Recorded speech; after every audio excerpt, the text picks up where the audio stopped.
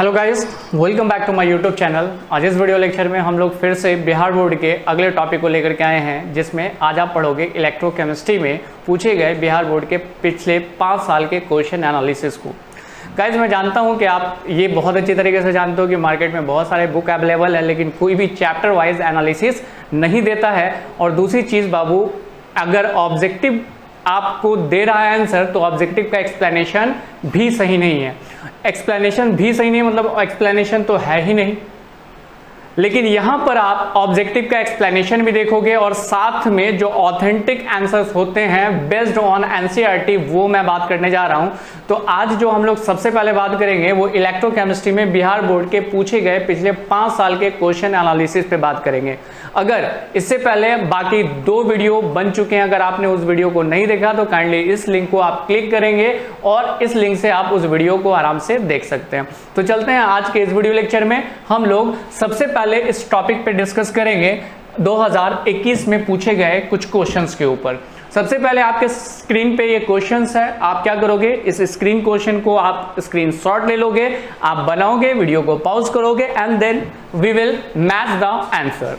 तो वीडियो को पॉज करना था जो आप कर चुके हो, अगर नहीं किए हो तो वीडियो को अभी भी पॉज करो, उसके बाद आंसर बनाओ एंड देन हम लोग मैच कराते हैं। ठीक है, चलो मैचिंग खेलते हैं। अब ये मैचिंग खेलने में क्या कह रहा है, पहला क्वेश्चन जो ऑब्जेक्टिव टाइप था और इलेक्ट्रोकेमिस्ट्री का क्वेश्चन था। सवाल आपका क्या है कि the standard reduction potential value element A B C जो दिया गया है, इलेक्ट्रोड पोटेंशियल की वैल्यू दी गई है, the order of their reducing power. Clear, मतलब आप कैसे जानोगे। सबसे पहले आपको मैं बता दूं कि ये जो वैल्यू दी गई है, ये वैल्यू दी गई है इलेक्ट्रोड पोटेंशियल की वैल्यू दी गई है। ठीक है, ये जो इलेक्ट्रोड पोटेंशियल की वैल्यू आपके सामने नजर आ रही है, प्लस 0.86 वोल्ट, माइनस 2.50 वोल्ट और माइनस 0.50 वोल्ट। तो इसमें रिडक्शन पावर सबसे ज्यादा उसमें होगा जिसकी वैल्यू जितनी कम होगी। याद रखना, रिडक्शन मतलब रिड्यूस्ड, रिडक्शन मतलब क्या बोलेंगे, रिड्यूस्ड, यानी इलेक्ट्रोड पोटेंशियल की वैल्यू जितनी छोटी उसके अंदर रिडक्शन कैपेबिलिटी उतनी ज्यादा होगी। लेकिन उसी में अगर मुझे यहां पे सिलेक्ट करना है आंसर, तो आंसर के लिए आप क्या देखो कि ए की वैल्यू कितनी दी गई है, ए की वैल्यू है प्लस 0.68 वोल्ट, बी की वैल्यू कितनी है माइनस 2.50 वोल्ट और सी की जो वैल्यू दी गई है वो आई होप सो कि 0.50 वोल्ट। सर ये कहां से आया, क्वेश्चन से आया बाबू। और आपको एक ही चीज याद रखना है कि रिडक्शन पोटेंशियल उसमें ज्यादा होंगे जिसमें क्या चीज का मान ज्यादा होगा, ऑब्वियसली कि जितना मान छोटा होगा इलेक्ट्रोड पोटेंशियल का, जितना मान छोटा होगा उतनी ज्यादा उसके अंदर क्या होगी, रिडक्शन पोटेंशियल वैल्यू ज्यादा होगी। तो यहां पर बाबू आंसर क्या बन गया, सबसे पहला बना बी, बी की वैल्यू सबसे छोटी है क्योंकि माइनस में है ना, तो सबसे छोटी है तो इसमें रिडक्शन पोटेंशियल क्या होगा, सबसे ज्यादा होगा। तो आंसर बी हो गया। बी के बाद अगर आप देख पा रहे हो तो ये क्या है, सी है, और सी के बाद next one is a, is the positive, तो सबसे बड़ी वैल्यू इसकी होती है। लेकिन रिडक्शन पोटेंशियल के लिए आप इलेक्ट्रोड पोटेंशियल की वैल्यू पे ध्यान देंगे, जो सबसे छोटी वैल्यू होगी उसमें सबसे ज्यादा क्या होगा, रिडक्शन पोटेंशियल होगा। आपका आंसर हो गया डी। इसके बाद गाइस इसका स्क्रीनशॉट ले लिया जाए। चलो इसके बाद अगले क्वेश्चन पे हम लोग बढ़ते हैं 2021 के ही अगले क्वेश्चंस के ऊपर, जिसमें आपका बड़ा आसान सा क्वेश्चन पूछ रहा है। इसको तो ज्यादा बताने की जरूरत भी नहीं है। मैंने क्या कहा था कि एक सेल बना था जिसका नाम था गैल्वेनिक सेल। जब गैल्वेनिक सेल का डिजाइन किया गया था तो जिंक इलेक्ट्रोड लगाया गया था और कॉपर इलेक्ट्रोड्स लगाया गया था। यहाँ पर इस रिएक्शन में थोड़ी सी गड़बड़ी हो गई है, उसको थोड़ा सा करेक्शन कर लेना अकॉर्डिंग टू क्वेश्चंस। और वो गड़बड़ी क्या है, गड़बड़ी होती रहती है, चलता रहता ये है। और यहाँ पे कॉपर आयंस होंगे, कॉपर आयंस यहाँ पे आप सुधार लोगे, क्वेश्चन ही गलत है। ठीक है, और यहाँ पे कॉपर आयंस के बाद यहाँ पर आप क्या कर दोगे, जिंक आयंस, Zn2 प्लस, बाकी सारी चीजें सही है। ठीक है, यहाँ पे आप करेक्शन करोगे छोटा सा। ये जो आपको दिखेगा या ऑब्जर्व होगा वो आपको गैल्वेनिक सेल में दिखेंगे। तो सर ये तो गैल्वेनिक सेल ऑप्शन है ही नहीं। बेटा गैल्वेनिक सेल ही को डिजाइन करके डैनियल सेल में बनाया गया है। गैल्वेनिक सेल में जिंक इलेक्ट्रोड था और कॉपर इलेक्ट्रोड था। जिंक इलेक्ट्रोड्स को जिंक आयंस में डाला गया, कॉपर इलेक्ट्रोड्स को कॉपर आयंस में डाला गया, दोनों को कनेक्ट कर दिया गया एक वायर से इलेक्ट्रोड्स को। लेकिन 2 सॉल्यूशन जो थे उनको कनेक्ट किया गया था सॉल्ट ब्रिज से। यही सारी चीजें थी, सिर्फ सॉल्ट ब्रिज को हटा करके वहां पोरस पॉट का इस्तेमाल किया गया था ताकि इलेक्ट्रिकल न्यूट्रलिटी मेंटेन रहे। तो इसके लिए उन्होंने इस्तेमाल कर दिया था पोरस पॉड का, और वो सेल कहला गया गैल्वेनिक सेल से। कौन सा? Daniel cell. इलेक्ट्रोड वही था, जिंक और कॉपर। तो जिंक और कॉपर किसमें हो सकता है? तो जवाब क्या होगा आपका आंसर? Daniel cell. आपने सुधार लिया क्वेश्चंस को, गलत क्वेश्चन को, और ये आपका आंसर बन गया। स्क्रीनशॉट ले लिया जाएगा इस। चलो स्क्रीनशॉट के बाद अगले क्वेश्चंस की तरफ हम लोग बढ़ते हैं, यानी यहां तक जो अभी आपने देखा, इसके बाद वाले पहलू पे हम लोग बात करते हैं अगले क्वेश्चंस के ऊपर। कहता है electromotive force that is EMF of the cell for the cell reaction at equilibrium reaction. आपको एक बात याद रख लेना पड़ेगा, यानी ये मेमोराइज्ड है, हम इसमें और आप इसमें कुछ नहीं कर सकते। क्या सर मेमोराइज्ड है? कि जब जब रिएक्शंस आपका इक्विलिब्रियम में होगा, किसमें? इक्विलिब्रियम में, तो ई सेल का मान क्या हो जाएगा? 0 हो जाएगा। यानी ईएमएफ, ई सेल कहें या फिर मैं कहूं ईएमएफ, ईएमएफ की वैल्यू क्या होगी? 0 होगी। कब? हमेशा नहीं, एट द इक्विलिब्रियम स्टेट में ईएमएफ की वैल्यू क्या हो जाएगी? 0 हो जाएगी। ये मेमोराइज क्वेश्चन था। आई होप सो इसका भी आंसर आपका सही बना होगा, लेकिन अगर नहीं सही बना तो एक बात आपको याद रखना, वो छोटी सी बात है कि at equilibrium the value of EMF is always 0। ठीक है, तो चलो इसका स्क्रीनशॉट ले लिया जाए बच्चा। चलो इसके बाद गाइज अब जो हम लोग बात करेंगे अगले क्वेश्चंस के ऊपर बात करेंगे। 2021 में ही सवाल पूछा गया, लेकिन बड़ा प्यारा सा, बड़ा छोटा सा, बड़ा नन्हा सा क्वेश्चन है, और ये छोटा प्यारा नन्हा सा क्वेश्चन आपको बहुत आसान से सॉल्व हो जाएगा। आपसे पूछ रहा what do you understand by secondary cell? क्या समझते हैं आप सेकेंडरी सेल से? हम यही समझते हैं सेकेंडरी सेल होता है। तो बाबू सेल्स दो तरह के होते हैं, एक जिसको प्राइमरी सेल कहते हैं, दूसरा जिसे सेकेंडरी सेल कहते हैं। प्राइमरी सेल वो सेल होता है जिसको एक बार चार्ज करने के बाद आप उठाकर फेंक दो, क्योंकि वो दोबारा चार्ज नहीं होने वाला। जैसे आपके घर में दीवार पे एक घड़ी लगी होगी, वो घड़ी के अंदर जो बैटरी यूज होता है उसे आप पेंसिल बैटरी कहते हो, लेकिन उसका नाम है लेक्लांचे सेल। जब वो बैटरी डिस्चार्ज होती है तो आप उसको दोबारा चार्ज नहीं कर सकते हो, लेकिन ये वाली बैटरी जो आपके घर के इन्वर्टर में लगा होगा, तो जब ये बैटरी डिस्चार्ज होता है तो आप क्या कर सकते हो? इसको दोबारा चार्ज कर सकते हो। ऐसे सेल को आप कहते हो सेकेंडरी सेल। फिर से मैं बता दूं, primary cell one time use होगा, दोबारा चार्ज नहीं होगा। सेकेंडरी सेल वैसा सेल है जो डिस्चार्ज होने के बाद फिर से चार्ज होगा। ठीक है, तो ऐसे सेल को हम क्या कहते हैं? Secondary cell. प्यारा सा छोटा सा डिफिनेशन है, आपको खुद समझ में आ गया होगा। आप खुद का भी डिफिनेशन बना सकते हो, लेकिन मैंने लिख दिया जनरलाइज मैनर में। कहता है इन जनरल क्या the electrochemical reaction occur in the cell which can reuse, यानी दोबारा यूज कर सकते हैं। कब? जब इसकी बैटरी डिस्चार्ज हो जाएगी तब। After charging by passing electric current, लेकिन चार्ज करने के बाद। Common example of secondary cell are lead storage battery and nickel cadmium storage cell. दो बैटरी इसमें होता है, एक लीड स्टोरेज और दूसरा निकल कैडमियम। लीड स्टोरेज कौन सा है? ये सामने आपके पड़ा है, ये लीड स्टोरेज बैटरी कहलाता है। लेकिन बाबू वही दूसरा जिसको हम कह रहे हैं निकल कैडमियम स्टोरेज सेल, तो आप ऑब्वियसली है कि वीडियो कैसे में देख रहे हो, मोबाइल पे देख रहे हो, तो मोबाइल्स के अंदर जो बैटरी होते हैं ये डिस्चार्ज होकर के हम लोग फेंक देते हैं, नहीं ना, फिर से चार्ज करते हैं मोबाइल को, फिर से यूज करते हैं। तो इसमें कौन सा सेल होता है? Nickel cadmium storage cell. Simple सा डिफिनेशन था सेकेंडरी सेल का, जो आप समझ चुके हो। वैसा सेल, वैसी बैटरी जिसको डिस्चार्ज करके फिर से चार्ज किया जा सके, दोबारा यूज में लाया जा सकता है, उसे आप कहोगे सेकेंडरी सेल। गाइस इसका स्क्रीनशॉट ले लिया जाए। चलिए आपने स्क्रीनशॉट ले लिया, मैंने भी ले लिया। आगे अगला 2020 में जो क्वेश्चन पूछा गया, दो ही क्वेश्चन पूछा गया, एक ये और दो ये, टोटल 3 नंबर का क्वेश्चन पूछा गया। 3 नंबर का क्वेश्चन में अगर आप देखते हो तो सवाल में कह रहा इन गैल्वेनिक सेल एनोड इज कौन सा चार्ज होगा? Faraday first law of electrolysis. इस दोनों क्वेश्चन को आप क्या करोगे? वीडियो को पॉज करके सॉल्व करोगे और 2 मिनट के अंदर वीडियो को पॉज से फिर से हटाओगे। आई होप सो कि आंसर आपका आ गया होगा। चलते हैं गाइस, इसके बाद वीडियो को पॉज करके हटाने के बाद अब हम लोग आंसर पर डिस्कस करने जा रहे हैं। तो ये रहा आपका आंसर, गैल्वेनिक सेल। ये गैल्वेनिक सेल है, आप इधर ध्यान दे लो। तो सर आंसर तो मिल गया, क्या मिल गया? नेगेटिव चार्ज, बिल्कुल सही है। लेकिन यहां पर एक और चीज आपको याद रखना पड़ेगा कि यहां पे पॉजिटिव और नेगेटिव हम लोग ऐसे नहीं डिसाइड करते हैं, हम लोग ऐसे डिसाइड करते हैं कि जिस इलेक्ट्रोड्स पे ऑक्सीडेशन होगा वही एनोड होगा और जिस पे रिडक्शन होगा वो कैथोड होगा। ये कंफर्म बात है कि जहां पे ऑक्सीडेशन होगा वो एनोड और जहां रिडक्शन होगा वो कैथोड। कैसे? आप यहां ध्यान दोगे कि जिंक जिंक आयंस में कन्वर्ट हो रहे हैं, मतलब जिंक क्या कर रहा है? अपना 2 इलेक्ट्रॉन लॉस कर रहा है और ऑक्सीडेशन में हमेशा लॉस ऑफ इलेक्ट्रॉन होता है। जिस इलेक्ट्रोड्स पे ऑक्सीडेशन होगा वो किसका काम करेगा, एनोड का काम करेगा। तो ऑब्वियसली है यहां पे आपका आंसर मिल गया क्या कि एनोड वाला कौन सा होगा, निगेटिव चार्ज। ये गैल्वेनिक सेल है तो आपसे पूछ रहा है इन गैल्वेनिक सेल एनोड इज क्या, निगेटिव इलेक्ट्रोड। हो सकता है अगली बार पूछ दे कैथोड इज, तो क्या हो जाएगा आंसर पॉजिटिव। लेकिन अभी सवाल आपका एनोड का है तो आपका आंसर ये आ गया। आप स्क्रीनशॉट लेंगे, आगे बढ़ेंगे अगले क्वेश्चंस की तरफ।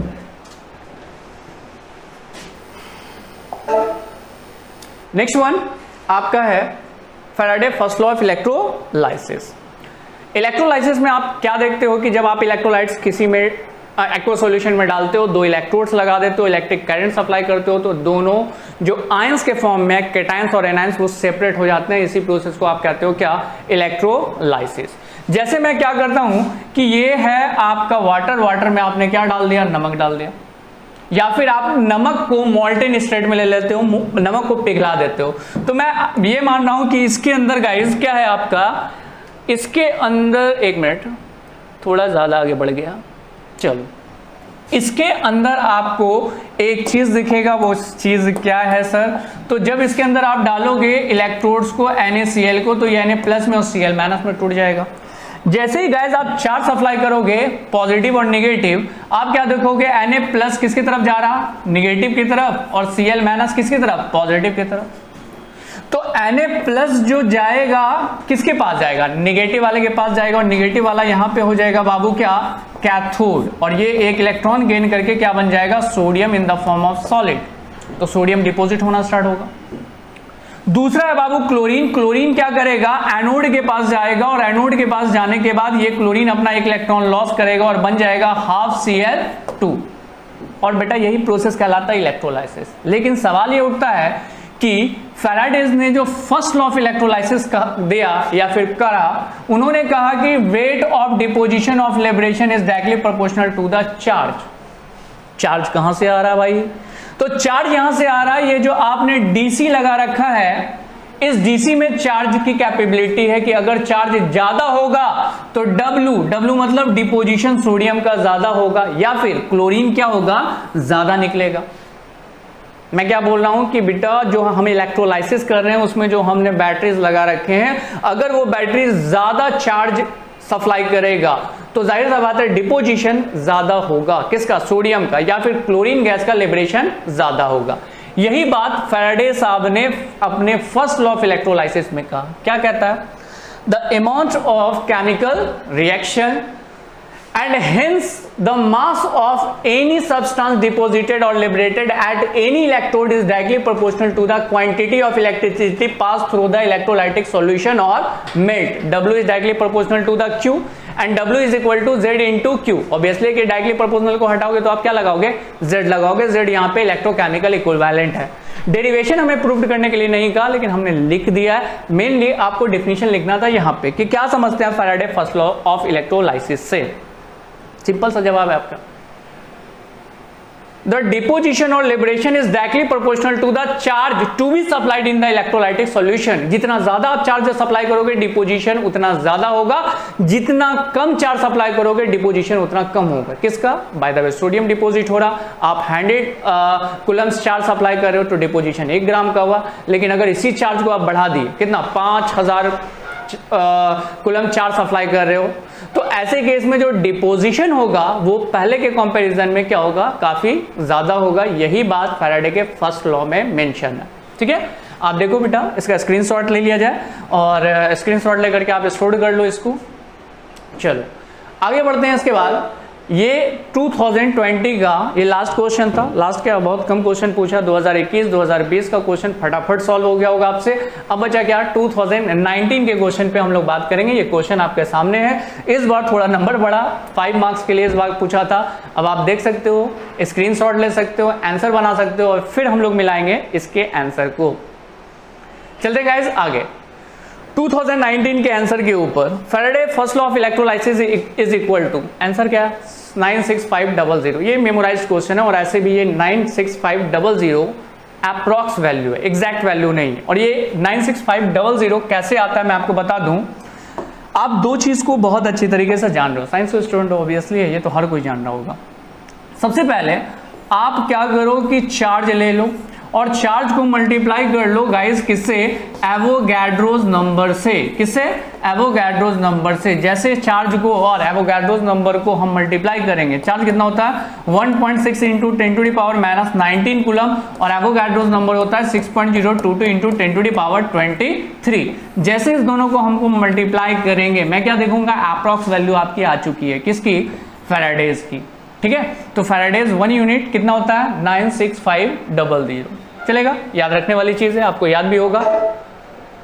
नेक्स्ट वन पे बात करते हैं 2019 के अगले क्वेश्चंस के ऊपर, जिसमें क्या रहा, what do you mean by primary cell. अभी मैंने सेकेंडरी सेल का जस्ट इससे पहले ही लेक्चर में आपको एक्सप्लेन किया कि दो तरह के सेल होते हैं, प्राइमरी सेल और सेकेंडरी सेल।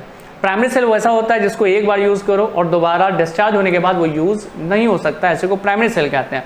लेकिन सेकेंडरी सेल वो सेल होते हैं जिसको डिस्चार्ज करने के बाद भी उसको चार्ज किया जा सकता है। इस बैटरी को आप जानते हो, आप कॉमनली इसे पेंसिल बैटरी कहते हो, लेकिन इसका नाम है गाइस लेकलैंचे सेल।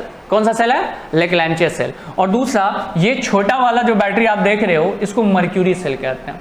ये दोनों डिस्चार्ज होने के बाद फिर से चार्ज नहीं होता है, इस कारण इसको प्राइमरी सेल कहते हैं। चलते हैं आगे। A primary cell is a battery that is designed to be used once मतलब एक बार यूज होगा, दोबारा यूज नहीं होगा। And discharge and not recharge with electricity and reuse.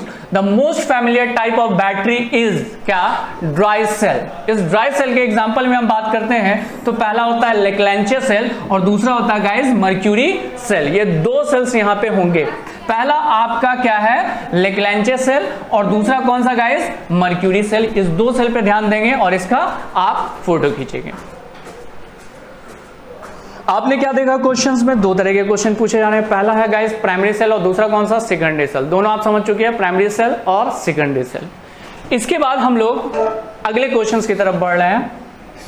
Next one, फिर से वही क्वेश्चन घिसा पीटा, अभी जस्ट हमने आपको एक्सप्लेन भी किया। आप देखो, आपने पढ़ा है ना Faraday first law of electrolysis में हमने क्या कहा, when same quantity of charge to be supplied क्या इन अ इलेक्ट्रोलाइटिक सॉल्यूशन, अगर आप चार्ज बढ़ाते जाओगे तो डिपोजिशन क्या होते चला जाएगा, बढ़ता चला जाएगा। ये कान क्लियर। ये क्वेश्चन क्या है, रिपीटेड क्वेश्चन है, इसलिए दोबारा बगने से कोई फायदा नहीं है, आपका भी टाइम जाएगा, मेरा भी जाएगा। चलिए स्क्रीनशॉट ले लिया जाए, तो सर पहले ही ले चुके हैं, तो चलो आगे बढ़ जाते हैं जस्ट इसके बाद वाले प्रेफरेंस में।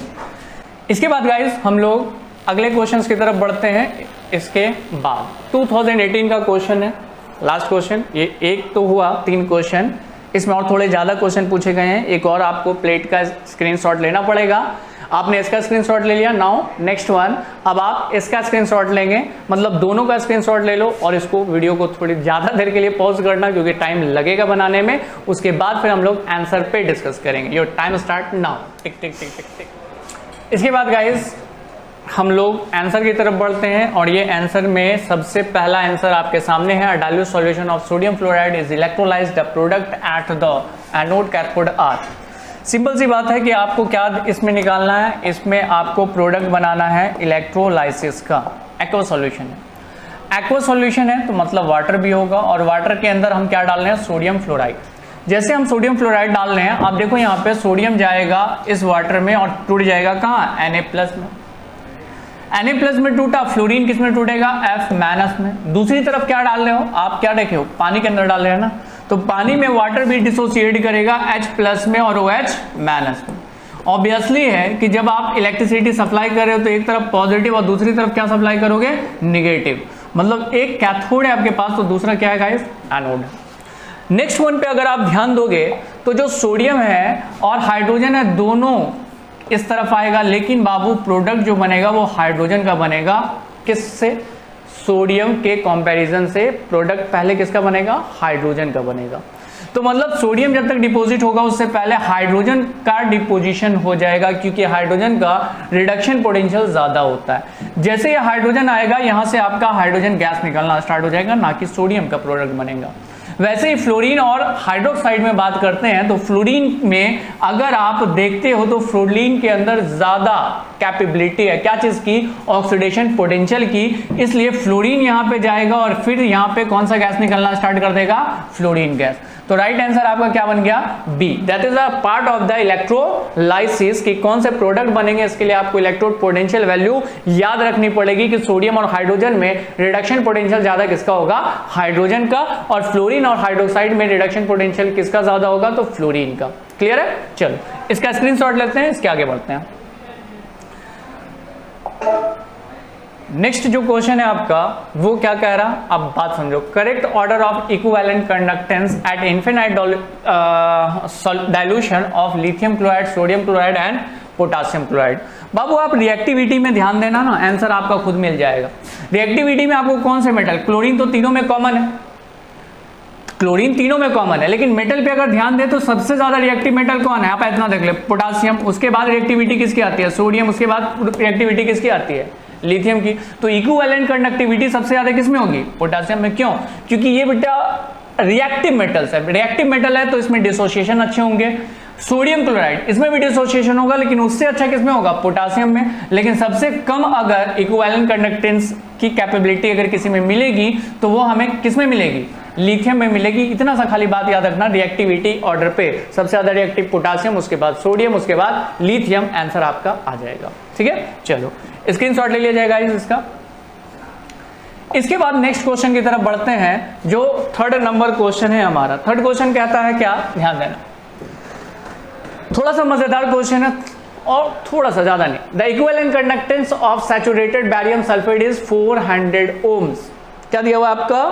आपका 400 ओम्स मान दिया हुआ है। किसका? सैचुरेटेड सॉल्यूशन का। इक्विवेलेंट एट स्पेसिफिक कंडक्टेंस इतना।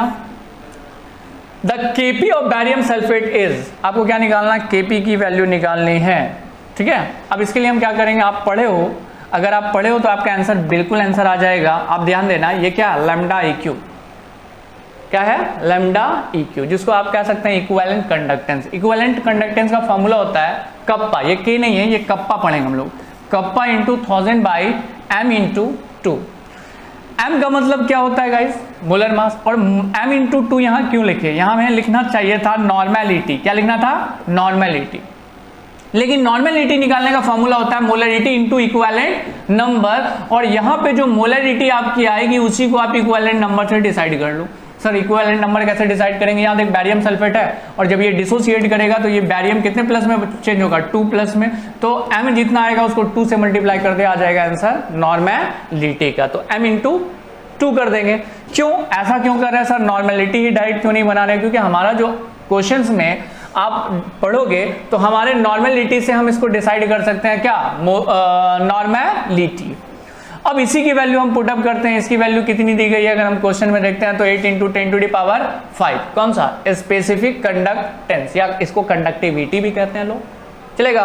तो स्पेसिफिक कंडक्टेंस या कहें या कंडक्टिविटी कहें, क्वेश्चन में दिया हुआ है जिसको हमने यहाँ उठा दिया 8 इंटू 10 टू द पावर -5 और 1000 को हमने लिख दिया 10 टू द पावर 3 ताकि ये काटने में आसान हो। काटने में आसान हो तो क्या हो जाएगा? 10 टू द पावर -2 ये आ गया। डिवाइड कर देंगे किससे? 2 तो अपने जगह पे और 400 यहाँ पे क्या आ गया? 400 m नहीं आया, m को हमने बाहर कर दिया, लेमडा EQ को यहाँ डाल दिया। लेमडा EQ क्योंकि m जो है वो हमें निकालना, तो लेमडा EQ को हमने डाला और लेमडा EQ का मान देखो यहाँ पे क्या दिया हुआ? 400 को हमने पुटअप कर दिया। तो जैसे यहाँ पे 400 को हम पुटअप करेंगे तो ओवरऑल हमारा कंसंट्रेशन का मान आ जाएगा। तो ये कितना हो जाएगा? 800 हो गया गाइस। ठीक है, 800 को आप कैसे लिख सकते हो? आप 800 को ऐसे लिख सकते हो 8 इंटू 10 टू दी पावर 100 है ना, तो क्या लिखेंगे? 2। 8 से 8 कैंसिल, ये ऊपर गया तो क्या बच गया? 10 टू दी पावर -4। ये क्या आ गया? ये आपका आ गया मोलरिटी। क्या गया?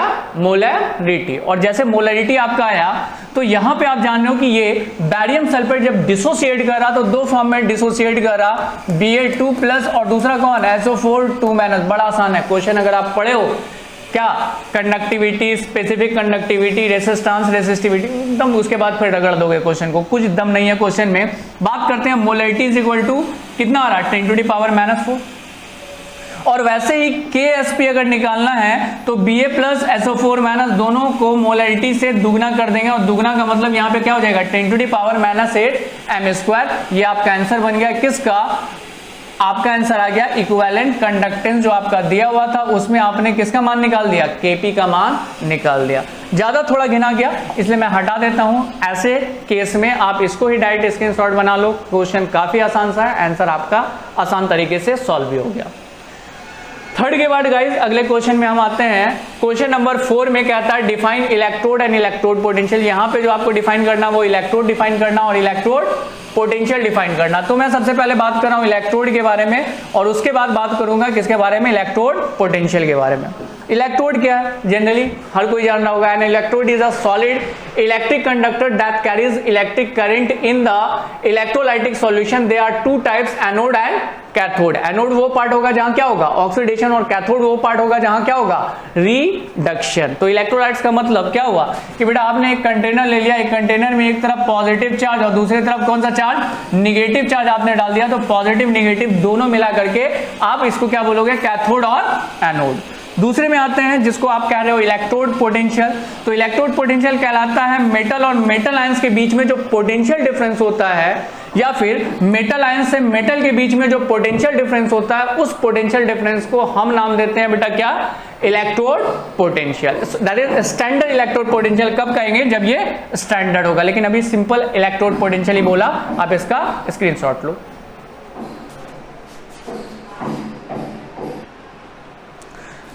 हो गया गाइस। इसके बाद हम लोग बात करते हैं इलेक्ट्रोड एंड इलेक्ट्रोड पोटेंशियल के बाद। यहां तक तो बात समझ में आ गई, इलेक्ट्रोड क्या है, इलेक्ट्रोड पोटेंशियल क्या है, छोटा सा डेफिनेशन है, आपने पढ़ा भी होगा।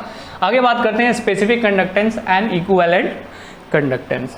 अगर बात करते हैं स्पेसिफिक कंडक्टेंस तो इसी को आप क्या कह सकते हो, कंडक्टिविटी के नाम से भी बुला सकते हो। और यहां पर जो आपका होगा स्पेसिफिक कंडक्टेंस, उसका डेफिनेशन कहता है the reciprocal of the specific resistance is called as specific conductance. एक काम करते हैं, इसको मैं दूसरे तरीके से आपको समझा रहा हूं, ठीक है। 4 चीज आप समझ लो, आपका ये कहानी खत्म। सबसे पहले आप जानते हो रेसिस्टेंस के बारे में कि रेसिस्टेंस जो होता है वो प्रतिरोधक होता है। We are talking about the resistance. और रेसिस्टेंस क्या होता है, आर होता है, ठीक है। R is directly proportional to the, किसके डायरेक्टली प्रोपोर्शनल होगा बाबू, लेंथ के या एरिया के। तो R is directly proportional to the length and R is inversely proportional to the area, cross section area, सही है। तो इसको हम लिख सकते हैं R is directly proportional to the length by area. तो मैं इसे कह सकता हूं आर इज इक्वल टू, अगर कांस्टेंट लेंगे तो rho into length by area. Overall लिखेंगे तो क्या लिखेंगे, R is equal to rho into length by area. ये कह सकते हैं, ये रेसिस्टेंस का हो गया। रेसिस्टेंस के बाद अगला होता है जिसको बोलते हैं रेसिस्टिविटी। अब ये रेसिस्टिविटी क्या है सर, जस्ट अभी आप देखो, अभी आप जो ये फॉर्मूला पढ़े हो इसी से मैं रेसिस्टिविटी आपको बता देता हूं। ये है रेसिस्टिविटी, या इसी को आप कह सकते हो स्पेसिफिक रेसिस्टेंस। क्या नाम बोला सकते हैं बाबू, स्पेसिफिक रेसिस्टेंस के नाम से बुला सकते हैं। और ये स्पेसिफिक रेसिस्टेंस लिखते हैं तो रो इज इक्वल टू क्या हो जाएगा, रो इज इक्वल टू, ये इधर चला गया तो क्या हो जाएगा, area into R by length. ये ना आएगा क्या, रो।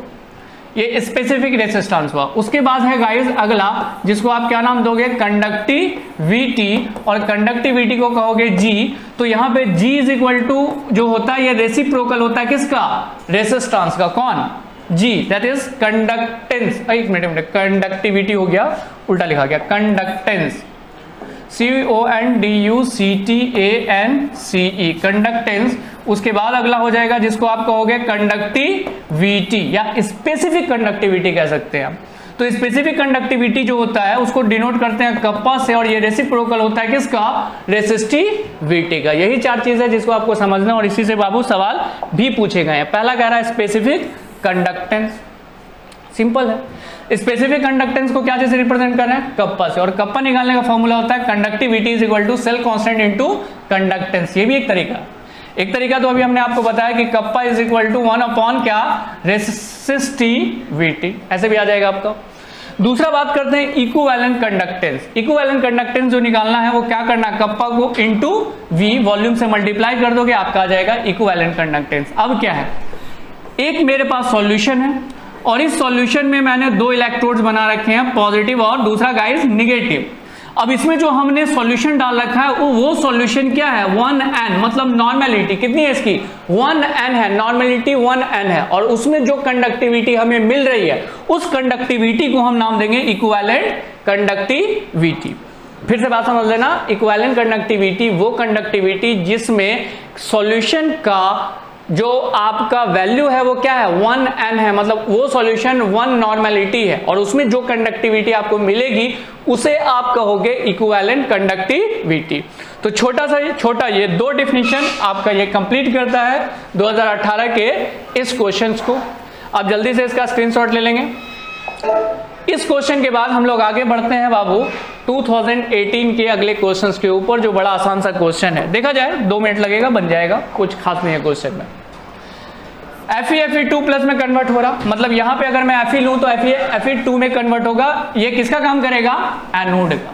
क्यों, क्योंकि यहां पे क्या हो रहा है, ऑक्सीडेशन। मैं स्टार्टिंग के वीडियो से मैं आपको समझाते चला जा रहा हूं कि जब जब आपका ऑक्सीडेशन होगा वो एनोड का काम करेगा। तो मान के चलो कि ये रड आयरन का है और इसमें सॉल्यूशन क्या है, Fe2 प्लस है, तो Fe2 प्लस में कन्वर्ट हो रहा है, मींस कि they can lose their 2 electron, means कि ऑक्सीडेशन हो रहा, तो यहाँ पे ये काम करेगा किसका, एनोड का, और एनोड यहाँ पे कौन सा चार्ज होगा, निगेटिव। वही अगर मैं बात करूं दूसरा, यहाँ पे क्या हो रहा है कि कॉपर आयंस डिपोजिट हो रहा है किसमें, कॉपर आयंस, कॉपर में।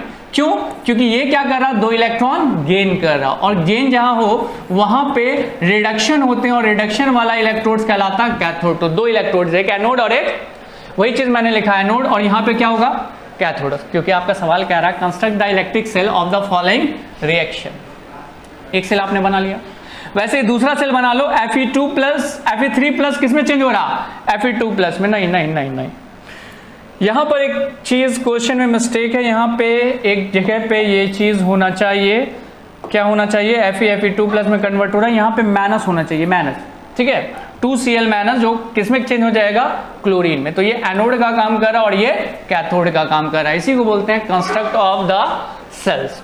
इसका स्क्रीनशॉट ले लेंगे गाइस, गैल्वेनिक सेल वाला ही है, आप उस पर लॉजिक लगाओगे, आंसर आपका बन जाएगा।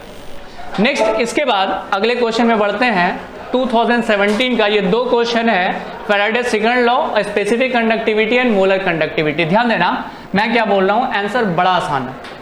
इसका आंसर बहुत आसान से बनेगा, जैसे फैराडे का जो इलेक्ट्रिक करंट पास किया जाएगा, mass deposit equal to 1 gram equivalent होगा। आंसर क्या होगा, 1 ग्राम इक्विवेलेंट। जो अभी मैंने कहा ना, नॉर्मेलिटी वाला जो कंडीशन में आपको अप्लाई कर रहा हूं, वही चीज हो जाता है आपका आंसर में 1 ग्राम इक्विवेलेंट के बराबर हो जाएगा। आगे आते हैं गाइस, इसके बाद अगले क्वेश्चन के ऊपर, Faraday second law of electrolysis के बारे में। फर्स्ट लॉ ऑफ इलेक्ट्रोलाइसिस तो आपने समझ लिया कि जब जितना ज्यादा चार्ज आप सप्लाई करोगे डिपोजिशन उतना ज्यादा होगा, लेकिन सेकंड फैराडे का सेकंड लॉ ऑफ इलेक्ट्रोलाइसिस क्या कहता है, ध्यान देना। 2 सॉल्यूशन था, एक में हमने डाला सिल्वर नाइट्रेट और दूसरे में डाला कॉपर सल्फेट, दोनों को एक सीरीज से कनेक्ट कर दिया, दोनों में सेम क्वांटिटी चार्ज सप्लाई हो रही है, लेकिन यहां पर इस सॉल्यूशन में सिल्वर ज्यादा डिपॉजिट हो रहा है एज कंपेयर टू कॉपर के। फैराडे साहब परेशान कि भैया ऐसा क्यों हो रहा है, जब सेम क्वांटिटी चार्ज हम 2 डिफरेंट सॉल्यूशन में डाल रहे हैं तो ये ज्यादा डिपॉजिट क्यों हो रहा है, वो कम क्यों हो रहा है। तो पता चलता है कि भैया इसका इक्विवेलेंट मास ज्यादा है, किसका, सिल्वर का, और कॉपर का इक्विवेलेंट मास क्या होता है, कम होता है। तो सेकंड लॉ ऑफ फैराडे के सेकंड लॉ ऑफ इलेक्ट्रोलाइसिस में फैराडे साहब ने ये बात प्रूव कर दिया कि जो मास ऑफ डिपोजिशन और लिबरेशन है वो डायरेक्टली प्रोपोर्शनल है किसके, इक्विवेलेंट मास के। किसमें, Faraday second law of electrolysis में। यहां तक कहानी खत्म। अगला थर्ड है स्पेसिफिक कंडक्टेंस। अभी जस्ट हम लोगों ने बात किया कप्पा के बारे में, और कप्पा को हमने कहा ना कि ये रेसिप्रोकल होता है किसका, रेसिस्टिविटी का। तो आप कह सकते हो kappa is equal to 1 upon resistivity, या फिर ये भी कह सकते हो conductivity is equal to cell constant into conductance, ऐसे भी आ जाएगा। मोलर कंडक्टेंस, इससे पहले था इक्विवेलेंट कंडक्टेंस। मैंने क्या कहा था, conductivity occur in 1n concentrated solution, तो उसमें आप इक्विवेलेंट कंडक्टिविटी कहते हो। मोलर कंडक्टिविटी क्या है, मोलर कंडक्टिविटी ये है कि अगर मैं कोई सॉल्यूशन ले रहा हूं, ये मेरे पास बेटा एक कंटेनर और इस कंटेनर में कोई सॉल्यूशन है और इसमें मैं इलेक्ट्रिसिटी देख रहा हूं, लेकिन ये सॉल्यूशन का कंसंट्रेशन कितना है, 1m है। कंडक्टिविटी देख रहे हैं, लेकिन किसमें 1m कंसंट्रेटेड सॉल्यूशन में जो कंडक्टिविटी हमें मिलेगी वो कंडक्टिविटी आपकी कहलाएगी मोलर कंडक्टिविटी। और ऊपर वाला तो डेफिनेशन आपने इससे पहले वाले में ही देख लिया है, क्वेश्चन क्या किया, रिपीट किया, तो याद रहेगा ये। The conductivity will observed at the 1m concentrated solution are known as molar conductivity. दोनों का कहानी खत्म। ये लास्ट ही क्वेश्चन था 2017 का। नेक्स्ट वीडियो में फिर से हम अगले टॉपिक को लेकर के आएंगे, अगले चैप्टर के टॉपिक को। आज का आपका क्वेश्चन और आंसर यही खत्म होता है। Thank you and bye. I think so आपने स्क्रीनशॉट नहीं लिया, ले लो।